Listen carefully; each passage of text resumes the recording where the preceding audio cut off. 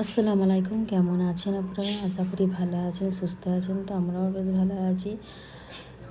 আজ হচ্ছে বুধবার, তো ভিডিওটা আমার পোস্ট হবে সোমবারে। বুধবারে রান্নাবান্না করিনি, শরীরটা খারাপ ছিল। আমার বুনি দিয়ে পাঠিয়ে দিয়েছিল, ও বলে করেই পাঠিয়েছে।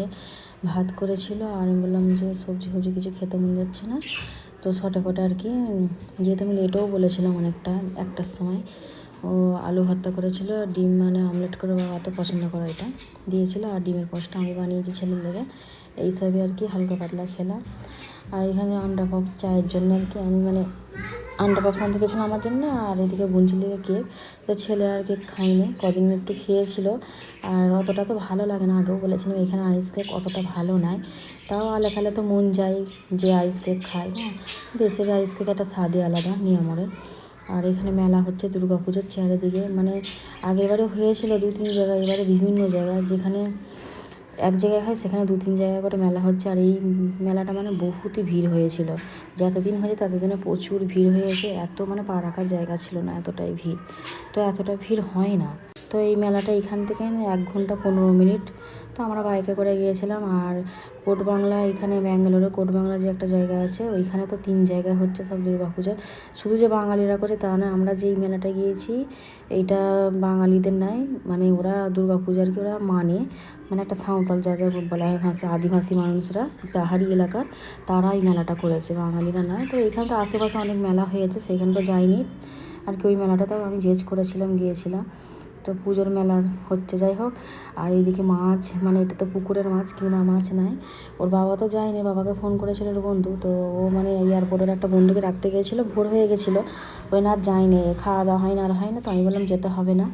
তারপর আমার বান্ধবীর যাকে বললাম আর কি, মেসেজ করে বললাম, ওকে 8টার সময় মেসেজ করেছি, মানে 9:30টার মধ্যে আমার মাছ চলে এলো। ও তো স্কুটি চালানো জানে, স্কুটি করে দিয়ে গেল, ও খুবই ভালো।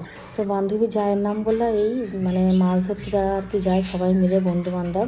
তো আমার বান্ধবীর মানে নিজের ভাসুর আর কি, তো এর সাথে সব একসঙ্গে যায়। আর ওর জায়ের সঙ্গেও তো আমার প্রচুর খাতির, খুবই ভালো আমার মেয়ে, মানে ওর যা, বান্ধবী তো ভালো, ওর যাটা প্রচুর ভালো। ওর সঙ্গে আমার আজকের খাতির নাই, আমাদের উঠা বসা খাওয়া ঘুরতে যাওয়া।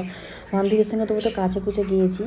আর ওর জায়ের সঙ্গে তো মানে আমরা সবাই একসঙ্গে বাসে করে আর কি, বাইকে করে, তারপরে কারে করে অনেক জায়গায়, বিভিন্ন জায়গায় ঘুরেছি অনেক।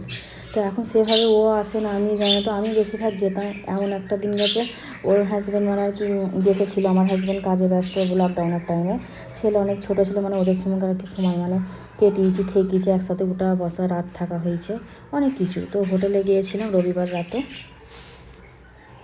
যাই হোক বলছিলাম, তো আমি আর লাভিনি, আমি তো রেডি হয়ে গেছিলাম। আর রবিবার রাতে তো প্রচুর বৃষ্টি হয়েছে, শনিবারেও রাতেও বৃষ্টি হয়েছে। 9:30টার দিকেও মাছটা আমাদের বিল্ডিংয়ের নিচে এলো বাইকে করে। ও মানে আমার বান্ধবী যা তো বাইক চালানো জানে, তো এসেছিলো, এসে বুনঝিকে বললাম, ও মানে ছিল, নিয়ে চলে এলো। আর তারপরে ওর বাবা এলো, তারপরে ওর বাবাও চলে এসেছিলো।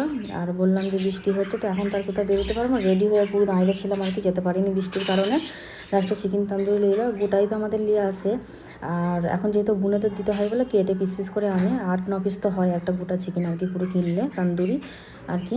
তো নিয়ে এসেছিলো, বুনেদেরকে কিছুটা কিছু এখানে ভিডিও করেছিলাম, এখানে আমার ডিলেট হয়ে গেছে। এটা খেলাম, খেয়ে এখন বাজে রাত্রি 1:30টার সময়। ছেলেকে আর নিয়ে যায়নি, যেহেতু বৃষ্টি এখনও হচ্ছে, কিন্তু গাড়ি চালাতে চালাতে বৃষ্টিতে বেশি আরও কি মানে ভিজে যায়। তাও ওর বাবা, আমি বেরিয়ে বলে ওর বাবাকে বললাম যে বৃষ্টি হচ্ছে, আমি একটু চা খাবো। তো এখানে প্রচুর মানে চা আছে, মানে ফেমাস চায়ের দোকান। চা খেতে নিয়ে এসে হোটেলে ঢুকে দিয়েছিলো, জুস ফুস খেলাম, আর তো চাই খাইনি।